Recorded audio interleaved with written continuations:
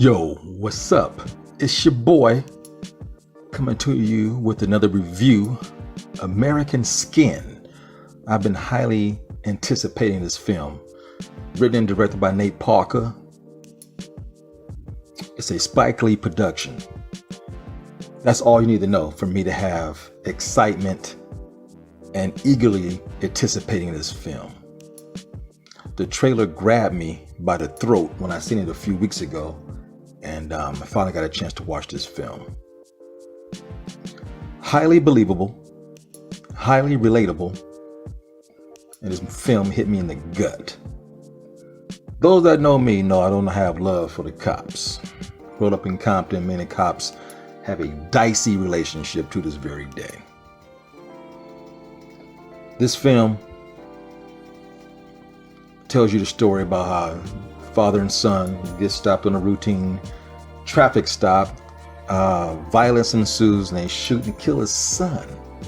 White cop kills an unarmed black teen. They go through the process. As always, there's no conviction. The man doesn't lose his job. He goes on with his life. Get to go home to his wife and kids while this black man suffers, losing his son at the hands, not so much a racist white cop, but indeed a white cop conflict. When you watch TV and go to court and you're mourning the loss of your son and this fool gets off, it makes you go insane. And it makes you fight and force justice, because there is no justice in this country when it comes to black people. Just isn't. It's been that way since the beginning of time. And for people to sit back and try to justify, man, kiss my entire black ass. Rodney King. You get the fool on tape getting his ass whooped. Cops get off. That's why we have to burn that motherfucker down. You know, there is no peace in this country. You try to be peaceful, it doesn't work. So you gotta burn shit up, tear shit up, fuck motherfuckers up. Hell, the white man been doing this at the beginning of time. Rape, pillage, taketh what they want. They do it, it's okay. It's discovering countries.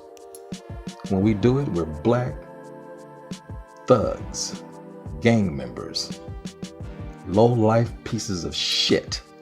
In order to understand where we come from, you have to walk in our shoes. Like rich people, they don't get it. You know, they have to be poor to understand for a few weeks. Just like we had an exercise in high school about handicapped life. They made us sit in a wheelchair all day and go through the school, lunch, classes. Dude, it was tough. It pits ideas in your head that wasn't there before, because you can't relate until you do so.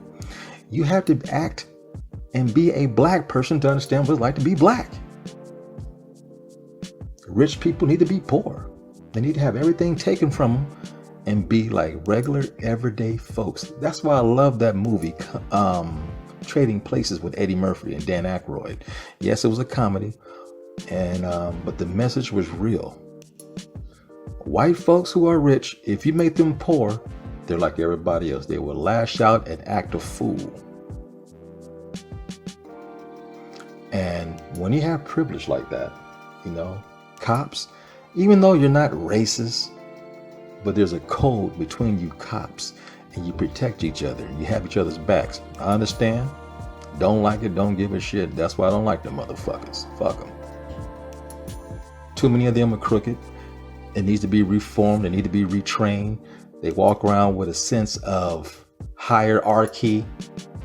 You know? Whenever I have a conversation with a cop, it never ends well. You know, they try to justify their well-being. Fuck that shit. I don't care. In this movie,